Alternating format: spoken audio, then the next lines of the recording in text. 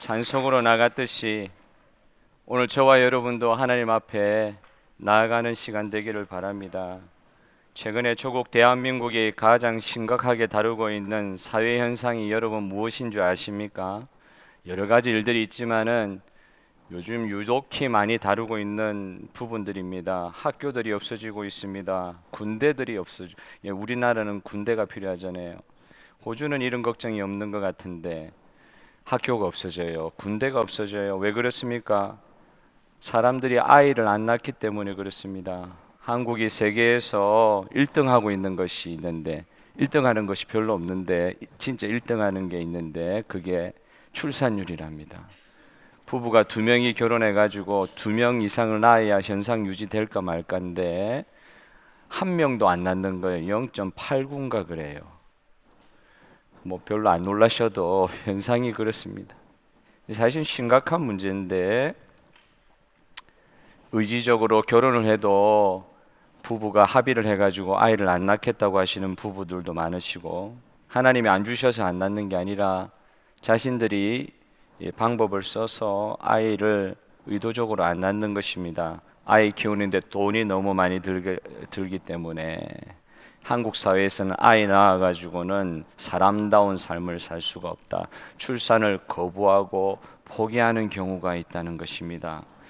들어보지도 못했던 종족들이 한국 사회에 세상에서 막 생기고 있습니다. 아프리카 민족 이런 게 아니라 딩크족이라고 해가지고 더블 인컴 노 키즈, 이게 옛날에 나온 말인데 한국에 최근에 유행되고 있어요. 결혼을 했지만 아기를 가지지 않기로 서로 합의한 거예요. 부부가 보니까 세계 여행 다니고 막 놀러 다니고 그러면서 직장도 그런 방식으로 가지고 아이들을 첫째 안 낳는 거예요. 누군가 인터뷰를 합니다. 지금의 우리에게는 다른 누군가가 필요하지 않습니다. 우리 부부는 세상에 좋은 것이 우리밖에 없습니다. 희생하지 않아도 나와 아내가 행복할 수 있다면 우리는 희생을 하지 않을 것입니다. 그리고 우리는 언제나 하고 싶은 일을 찾아서 할 것입니다. 실제로 이런 인터뷰를 하더라고요. 사실 낙태가 요즘에는 다 나라들마다 합법화돼 가지고 사람들이 스스로 생각합니다. 아이 낳는 것도 조절할 수 있다. 이게 이제 우리들이 만든 인간들의 방법을 통하여 더 용이하게 됐지요. 그러나 저와 여러분, 성경 말씀을 믿는 하나님의 백성들은 태아도 생명인 줄 믿습니다. 태아도 생명이잖아요. 하나님 주신 거잖아요. 결국 태어나야 할 아이들이, 하나님이 태어나도록 보내신 아이들이 엄마의 배 안에서 부부의 의지대로 생명을 잃는 경우들이 얼마나 많은지 수천만 명이 된다 그래요. 전 세계적으로는 억 단위가 넘어갈 것 같아요. 태어나기 전부터 어른들에게, 부모에게 거절당한 거잖아요. 자기의 존재를 거절당한 거잖아요. 태어나고 나서도 어른들의 잘못된 선택 때문에 자기에게 천부적으로 주어진 가정을 잃는 아이들이 얼마나 많습니까? 이미 우리의 잘못 때문에, 엄마 아빠의 잘못 때문에 심령이 상해 있는 어린 친구들도 많이 있습니다. 솔직히 희생이 없는 시대지 않습니까? 아까 그 부부의 말처럼 나에게 찾아온 생명에 대한 절대 감사가 없는 시대가 되어가고, 부모들이 옛날하고 조금 다른 것 같아요. 이게 그렇게 완전히 그렇게 판단할 수 있을지는 모르겠는데 옛날하고 조금 다른 것 같아요. 우리가 먼저지 하는 생각이 많은 것 같아요. 자기 희생이 그러다 보니까 없어져요. 자기 희생이 없다 보니까 부모에게 있어야 될 당연한 자기 희생의 정신이 점점 약화되니까 아이들은 그만큼 아프게 되는 것 같아요. 실제로 이 시대는 어른들 때문에 아파하는 아이들이 많습니다. 오늘 읽은 본문은 거절당하고 거부당하는 어린아이들의 이야기들로부터 시작합니다. 오늘 첫 번째 생각해 볼 것은 우리 아이들, 아픔을 호소하는 우리 아이들, 다음 세대에 대해서 우리는 어떻게 할 것인가? 그 말씀을 오늘 잠깐 먼저 생각해 보기를 바라요. 마가복음 10장 13절, 오늘 읽은 본문 앞에 보이시면 한번 크게 한번 읽어보겠습니다. 시작. 사람들이 예수께서 만져주심을 바라고 어린아이를 데리고 오매 제자들이 꾸짖건을 거부되었다, 거절당했다 하는 인식이, 그 어릴 때 그렇게 받았던 그 대접, 그 인식이 그 사람의 이후 인생에 얼마나 큰 영향을 끼치는지 모릅니다. 부모들이, 그 아이들의 부모들이 예수님의 만져주심을 바라고 자기의 자녀들은 아마 예수님께 가까이 가게 하는 것을 누가 꾸짖었느냐? 예수님 제일 가까이 있는 제자들이 꾸짖었다. 이 본문은 그렇게 밝히고 있어요. 물론 제자들이 그렇게 한 이유가, 합당한 이유가 분명히 있었을 것입니다. 효과적으로 시간을 사용하자, 이런 생각이 있었을 거예요. 아이들이 지금 예수님 앞에서 서성거리는 이 순간의 이 일이 다른 어떤 중요한 일보다 결코 중요하지 못하다. 아이들은 가라. 이 시간에는 아이들은 좀 제외되어 있어라. 이렇게 생각을 하고 이유를 가지고 그렇게 했는지는 모르겠습니다. 이 말씀을 보면서 저도 그런 생각을 해보는 거예요. 저도 목회자로 혹은 사역자로 이렇게 살고 있지만 제가 좋은 의도를 가지고 한 일이라 할지라도 만약 제가 성도님들을 예수님께로 나아가는데 방해되는 존재는 아닌가, 이런 생각도 묵상하게 되더라고요. 여러분, 이 어린아이들이 예수님께 가는 것이 얼마나 큰 축복입니까? 그런데 어른들이 그걸 막고 있는 거예요. 어린아이들이 예수님께 가는 게 얼마나 큰 축복입니까? 창조주에게 가는 것인데. 여러분, 그 축복 맞지요? 근데 그걸 우리가 막고 있는 거예요. 어른들이 막고 있는 거예요. 아이들은 예수님이 필요한 존재입니다. 예수님의, 하나님의 터치가, 부모님이 그걸 대신할 수가 있겠죠. 이 터치가 필요한 존재란 말이에요. 정말 부모가 필요한 존재란 말이에요. 나아가 영적 아버지, 하나님 아버지가 필요한 존재란 말입니다. 그 어린 시절에는 그 부모로부터, 하나님으로부터 더욱 사랑스러운 눈빛, 부드러운 그 타치를 필요로 하는 그런 시대에 아이들이 살고 있습니다. 그런데도 그 아이들에게는 나를 사랑하는 것만으로, 내 죄를 용서하는 것만으로, 아이들이 만약 믿음을 가진다고 하면은, 주님께 대한 믿음을 가진다고 하면은 다른 게 필요한 게 아니더라고요. 아이들을 사랑하시는 하나님에 대한 자기 감각, 그리고 그 아이의 죄를 용서하시는 하나님에 대한 그 체험, 그 한 가지로도 이 아이들은 구원받는 믿음에 이를 수 있더라고요. 아이들은 어른들을 너무나 쉽게 믿잖아요. 아이들 너무 쉽게 믿잖아요. 그러니까 아이들 등쳐먹고 사기치는 어른들이 얼마나 많습니까? 너무 쉽게 믿기 때문에. 아이들이, 속는 너희가 잘못하는 거지. 아이들한테 우리가 그렇게 말하잖아요. 속는 너가 바보지.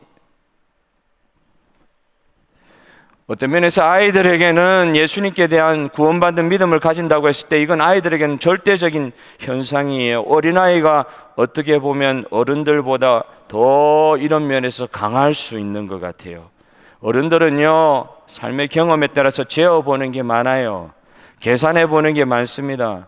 그리고 믿어도 완전한 지적인 동의가 있어야 내가 믿겠다는 그런 삶으로 체험되어서 살아오고 있기 때문에. 그런데 아이들은 그런 것 없어도 충분하게 주님을 믿을 수 있다는 거, 이게 아이들에게 임한 하나님의 복 아닙니까? 많은 어른들이 이야기합니다. 믿고 싶은데 믿을 수 없다고. 나 예수님 믿고 싶은데 믿을 수 없다고 이야기하시는 분들이 많아요. 그런데 아이들은 그냥 주님 체험한 거 하나만으로 믿을 수 있으니 이게 얼마나 큰 복이고 좋은 일입니까?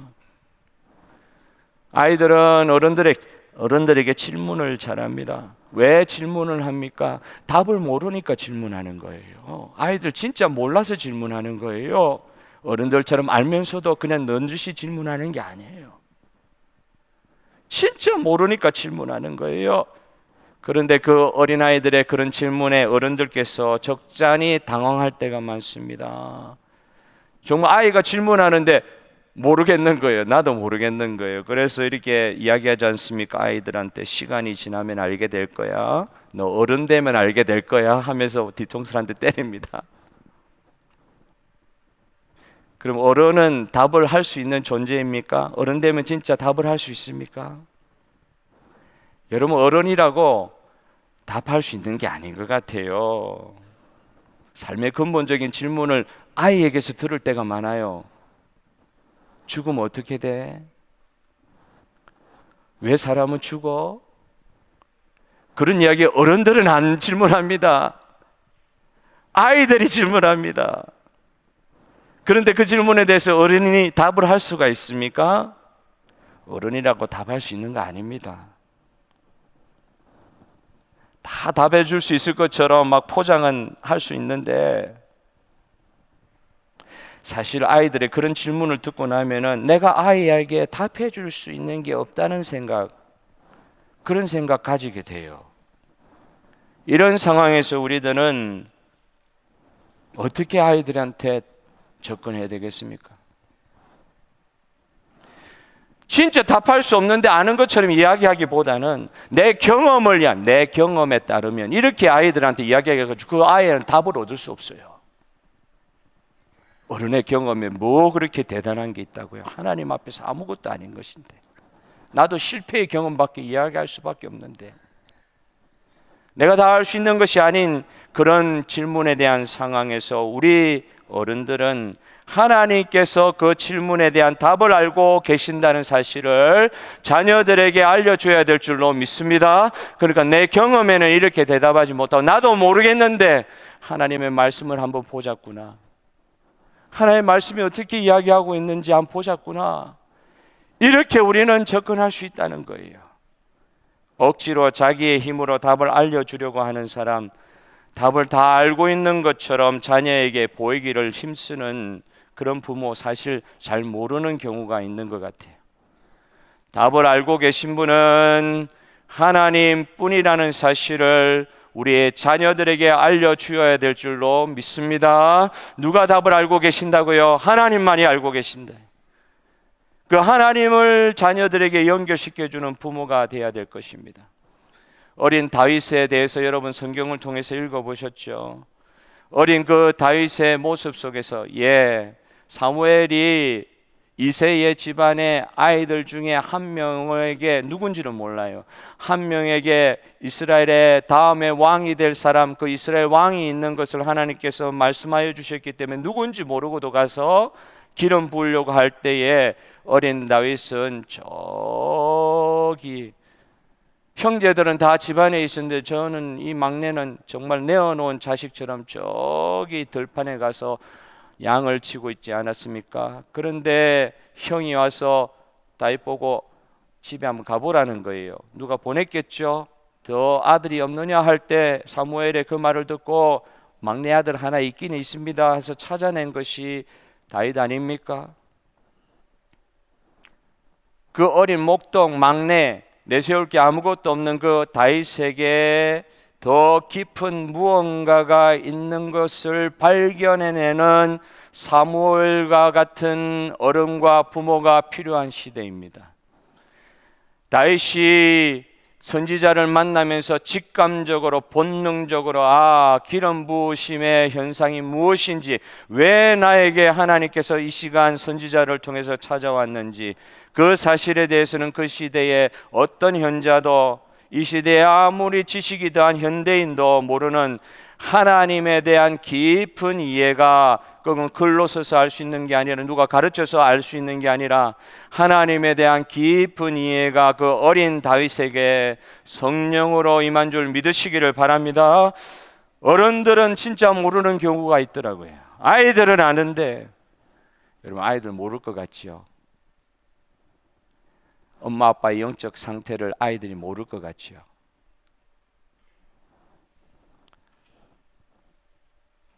아이들이 내가 말하면 모를 것 같지요? 다 압니다. 아이들 다 압니다. 그리고 그런 하나님을 알 수 있는 영적 감각이 있는 그 아이의 영적인 능력, 미래의 잠재력을 볼 수 있는 사무엘과 같은 어른들이 이 시대는 필요합니다. 또한 이 시대에 얼마나 많은 아이들이 아픔 가운데 자라가고 있지만, 여러분, 그 아픔 가운데서 다윗을 이스라엘의 다음 왕으로 삼으신 하나님의 역사를 믿는 저와 여러분 되시기를 주님의 이름으로 축복합니다. 아픔 가운데 우리 아이들이 자라가고 있지만 그 아이를 만들어 가시는 하나님을 볼 수 있는 우리 성도들 되게 하여 주시옵소서. 이 아침의 기도가 되기를 바랍니다. 두 번째, 이런 상황 가운데서도 그 아이들, 거부당하는 아이들을 끝까지 받아주시는 예수님을 오늘 우리가 볼 필요가 있어요. 본문의 10장 14절에 예수께서 제자들이 그렇게 하는 것을 보시고 노하시어 이르시되 어린아이들이 내게 오는 것을 용납하고 금하지 말라. 하나님의 나라는 이런 자의 것이니라. 예수님이 분노하셨다, 노하셨다는 표현은 성경에 그렇게 많이 나오지 않습니다. 보통 예수님께서 참 이해가 되지 않는 것, 그냥 일반적으로 넘어가야 될 상황, 어떤 상황들은 다 참아내시고 절대 분노하지 않으시고 정말 말도 안 되는 상황에서 다 참아내시는 것 같은데, 뭐 그렇게 분내실 필요가 없는 상황 가운데서 예수님은 평소와 다르게 분노하시는 경우들이 있었어요. 지금 이 상황이 그랬어요. 아이들 잠깐 제지하는 게 뭐 큰 대수라고요.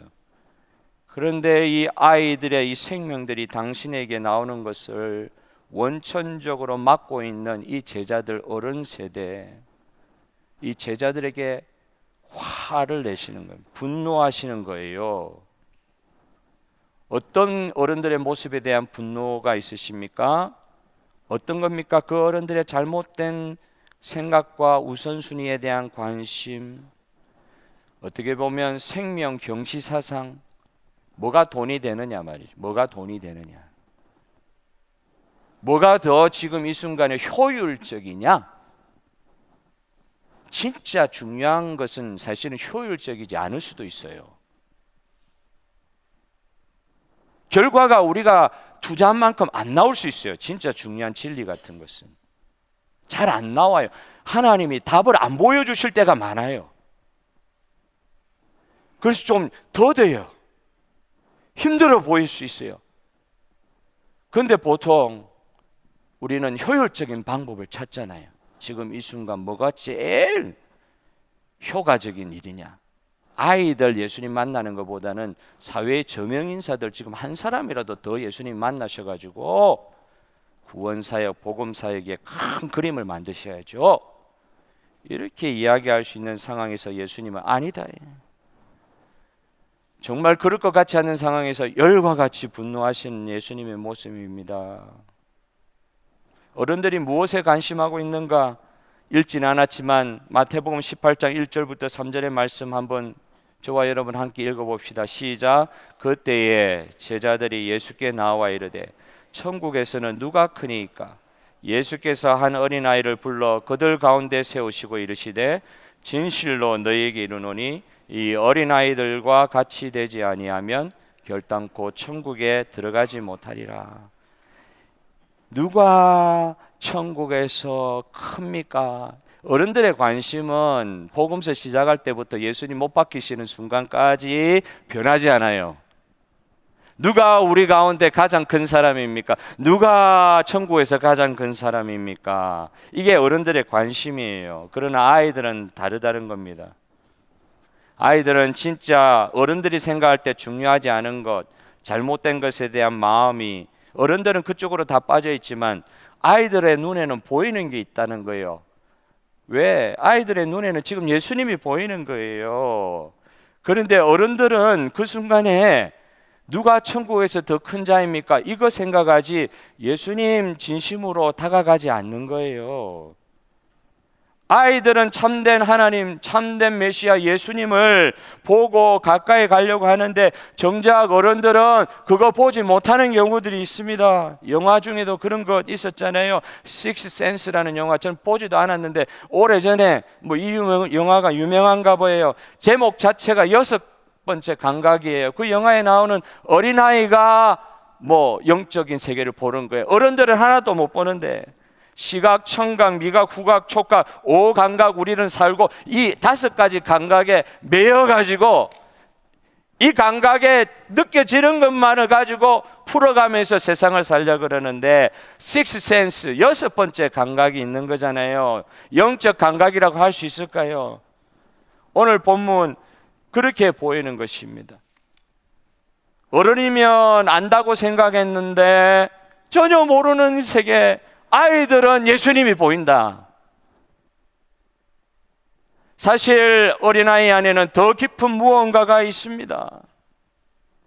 그 누구보다도 주님을 순전하게 사랑할 수 있는 존재들이 어린아이들이 아닌가 싶어요. 여러분들의 어린 시절의 기억 창고를 한번 열어보십시오. 여러분, 인생 후반기에 예수님을 만난 분들은 지금이 그 시절일 수 있으실 것 같아요. 그런데 어릴 때부터 예수 믿었던 분들 계십니까? 그럼 여러분들의 어린 시절의 그 기억 창고를 한번 열어보세요.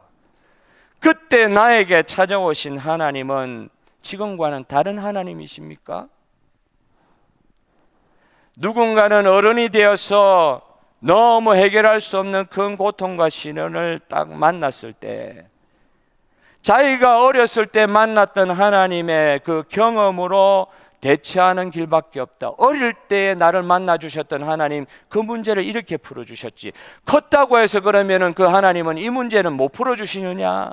아니다. 나를 어릴 때 만나주셔서 그때 나로 하여금 경험하게 하여 주셨던 신령한 은혜가 오늘 이 시기 안에도 이 시대의 어른이 되어서 정말 말로 감당할 수 없는 그런 너무 흉측한 상황을 지금 내가 당하고 있다고 할 때로도 그 어릴 때 만났던 하나님께서 오늘 나와 함께 하신다. 그러면 그 하나님이 지금도 풀어주실 수 있습니다. 여러분 믿습니까?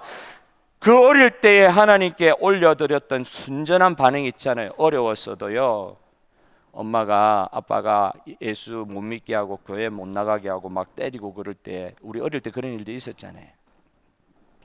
그럴 때도 순전하게 좀 하늘이 무너지는, 엄마 아빠가 나를 거부하는 그 하늘이 무너지는 상황에서 하나님께 그래도 주일학교 때 들었던 말씀이 있어가지고 그 말씀에 대한 순전한 반응을 하는 거예요. 그냥 교사가 시킨 대로 하는 거예요. 어린아이는 희한하죠.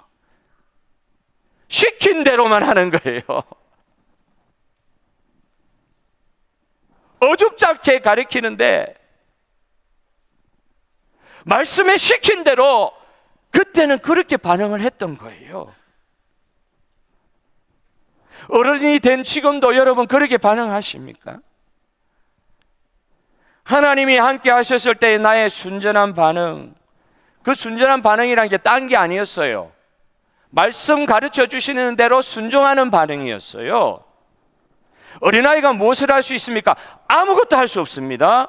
정말 아무것도 할 수 없는 상태에서 또 할 수도 없었고 하지도 않았지만 그 아이에게 있었던 것, 하나님 말씀에 순종하며 하나님의 지극히 크신 긍휼을 말씀 가운데 체험하고 그 말씀대로 반응했을 때 예수님께서 그 어린아이들 받아주셨듯이 나를 받아주셨다는 그 경험할 때 그 아이들의 경험이 있어요.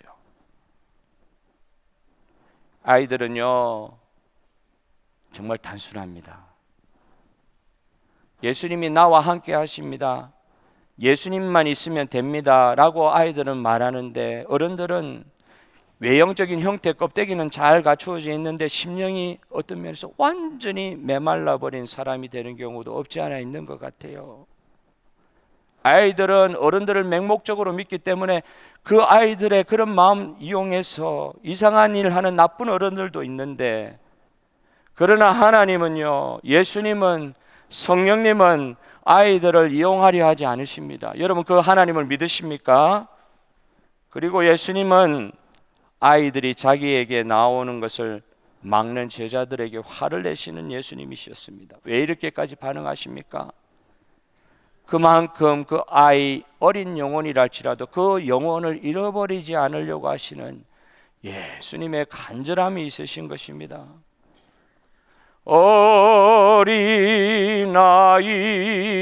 어린아이처럼 그저 오라 하시네, 나를 받아주시네. 주의 강한 손으로 받아주시네. 할렐루야.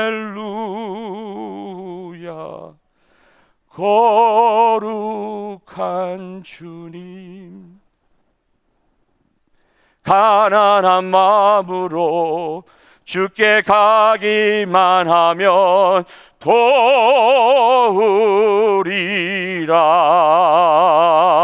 주님 말씀하셨네. 받아주시네. 할렐루야. 거룩한 주님, 저와 여러분을 받아주시는 주님 앞에 어린아이와 같이 나아가는 우리 인생들 되시기를 주님께서 그렇게 만들어 주실 줄 믿습니다. 마지막으로 어린아이처럼 하나님 나라를 받드는, 영어 성경에 보면 이거 리시브를 해서 받아들이는 성도, 우리 어린아이와 같은 성도, 가정교회가 되었으면 좋겠습니다. 마가복음 10장 15절 본문의 말씀에 내가 진실로 이르노니 누구든지 하나님의 나라를 어린아이와 같이 받들지 않는 자는 결단코 그곳에 들어가지 못하리라 하시고, 하나님 나라에 들어가지 못하시라 하시고, 예수님은 어린아이와 같이, 어른들이라 할지라도 어린아이와 같이 되지 않으면 하나님의 나라를 소유할 수 없다고 강하게 말씀하셨습니다. 어린아이와 같은 믿음이 무엇입니까? 그냥 순수하기만 하면, 아무것도 모르고 그냥 아무것도 모르면 그러면 어린아이와 같은 믿음이고 그런 마음입니까? 순수하면서 현명하지 못하고 분별하지 못하면, 그게 지혜롭지 못하면 그게 어린아이와 같은 믿음입니까? 여러분이 어린아이와 같다는 이 단어를 영어 단어로 찾아보면요, 두 가지가 나와요. 우리는 어린아이 같다, 어린아이답다 이런 말을 하나로 번역하지만 영어 단어는 두 가지가 있어요. 첫 번째 영어 어린아이답다 할 때 childlike라는 단어가 있어요. childlike. childlike 이 뜻이 무엇이냐면, 이 단어는 진실, 신실함, 마음에 숨은 동기가 없는, 꿍한 그 숨은 동기가 없는 정말 말 그대로도 진실한 순수함을 말할 때 그게 어린아이답다라고 표현하는, 그때 childlike라는 단어를 주로 씁니다. 그런데 두 번째 또 어린아이 같다 하는 단어가 뭐가 있냐면 childish 하는 단어가 있어요. 어린아이답다 하는데 이때 childish로 번역하면 이건 한마디로 좀 유치하다, 진짜 얼라 같네 이런 말이에요. 어린애 같네 이 말이에요. 유치하다 이 말, 유치하다 하는 짓이 유치하다 할 때 이때 childish라는 단어를 써요. 어린아이라도 얼마나 욕심이 많습니까? 우리 어린아이들 뭐 천사 아닙니다. 우리 그거 알고 있어요.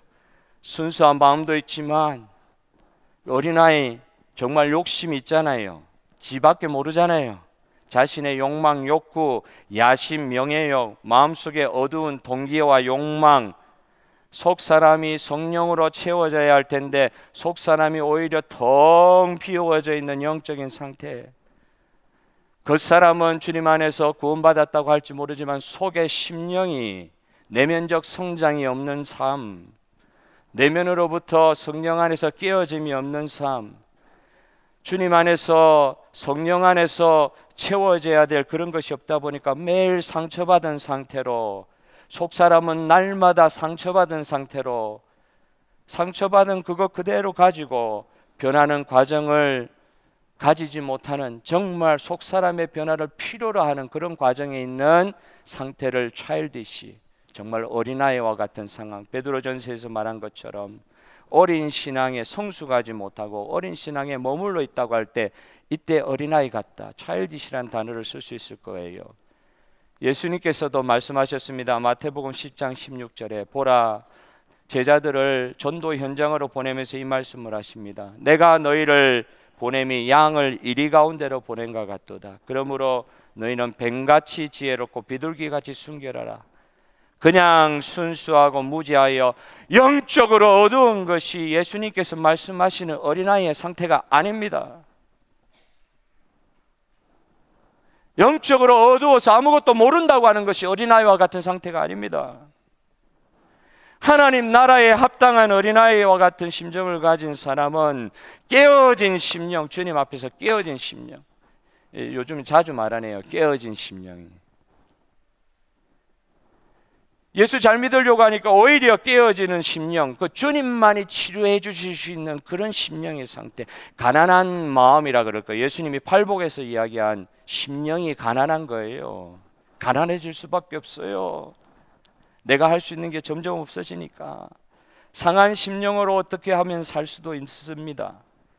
이 아이들은 변치 않는 거룩한 동심, 어린아이와 같은 마음을 평생 유지하는 사람이 이렇게 자랄 수가 있을 거예요. 이 어린아이와 같은 사람은 순수한 심령, 겸손한 심령으로 처음부터 끝까지 변하지 않는 이런 심령을 계속 유지해가는 사람, 마음이 순결하고 순전하여서 저 사람을 봐도 저 사람 안에 있는 하나님이 보이고 순전함이 보이고, 그리고 순전함뿐만 아니라 순복의 행위가 있고, 아이가 시키는 대로 하더란 말이에요. 여러 가지 살면서 복잡한 선택의 상황에 마음을 다 빼앗기지 않고 오직 하나의 순전한 길, 말씀에 명령하시는 순전한 길을 찾기를 애쓰는 마음의 심령에 가난한 어린아이와 같은 마음, 주님이 찾고 계십니다. 마음의 동기를, 마음속에 있는 숨겨진 동기를 주목해 보시는 하나님을 언제나 의식하는 사람이 되어집니다. 이런 어린아이의 마음을 가진 사람들은 어떤 면에서 기꺼이 고통을 감내합니다. 주님을 위한 고통을 감내합니다. 아프지만 가장 아픈 거는 내 몸이 상처가 나서 아픈 것보다 마음이 상하는 거더라고요. 어린아이 때보다도 더 깊은 상처, 어른 되어서도 당할 때 몸이 다쳐가지고 아픈 게 아니라 마음이 다쳐서 다 아프더라고요. 그런 아파할 수 있는 상황 가운데서도 그걸 주님 안에서 받아들이는 어린아이와 같은 순수함이 그 가운데서 자라나는 것을 보게 됩니다. 어린아이와 같은 단순한 기도, 단순한 열정, 단순한 의존을 하게 됩니다. 읽지 않았지만 마태복음 18장 4절부터 10절까지 너희들은 세상에서 누가 큰지 자꾸 질문하지만 하나님은 하나님 나라에 합당한 사람을 이렇게 가리키고 계시는 거예요. 예를 들어 4절에는 어린아이와 같이 자기를 낮추는 사람, 어린아이와 같이 자기를 낮추는 사람. 어른이 되고 보니까 포지셔닝이 중요하잖아요. 자기 위치가 중요하잖아요. 그런데 어린아이들은 그런 거 없어요. 이 하나님 나라에 합당한 사람은 뭐냐? 어린아이와 같이 자기를 낮추는 사람이 하나님 나라에 합당한 사람이라 가르쳐 주시고, 그뿐만 아니라 자기도 연약하지만 주변에 있는 연약한 자들을 영접하는 수용성이 강한 사람, 5절에 나타납니다. 이런 사람들은 고집스럽지 않다. 자기도 연약할 뿐만 아니라 내 주변의 연약한 자들을 받아들이는 수용성이 강한 사람이 하나님 나라에 합당한 사람이다. 그리고 마지막으로 6절에서 10절까지 어떤 사람이 하나님 나라에 합당한 사람이라고 가르칩니까?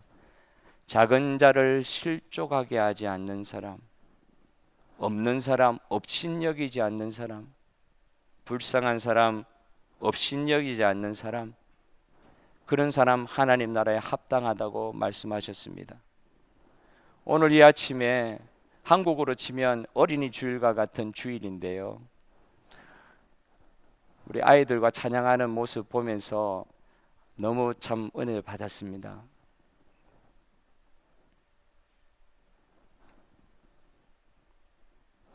우리 아이들뿐만 아니라 하나님 앞에 우리도 아이들이 되게 하여 주시옵소서.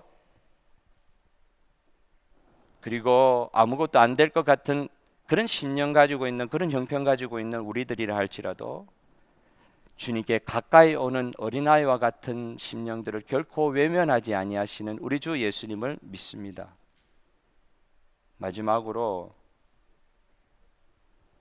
어린아이처럼 하나님께서 하나님 나라에 합당한 성도로 우리를 빚어가실 때 우리의 속 심령이, 우리의 내면이 우리 주님 안에서 은혜 받는 자로서 마음껏 은혜 받아 누릴 수 있는 어린아이와 같은 심령 되게 해달라고 저와 여러분 날마다 기도하면서 어릴 때의 기억 창고를 열고 주님의 임재하심에 나를 그렇게 순수하게 만져주시고 만나주실 때 주님의 임재하심을 기억하게 되는 일들이 우리 삶 가운데 일어나게 하실 주님을 믿습니다. 우리 교회 가운데 그런 일들을 날마다 일어나게 하실 주님을 믿습니다.